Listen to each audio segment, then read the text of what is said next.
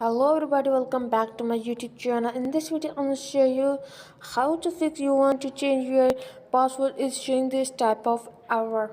So as you can see guys is tap settings and then security and password. I'm giving correct password.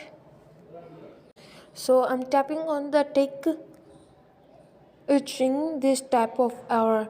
So fix this issue. First of all, tap on this reset with Facebook. You it's showing forget password, so tap that. So as you can see guys, it's new password and new password again.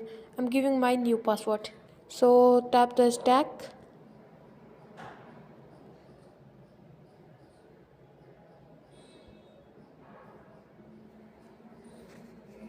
So as you can see guys, your password was changed, so tap not now.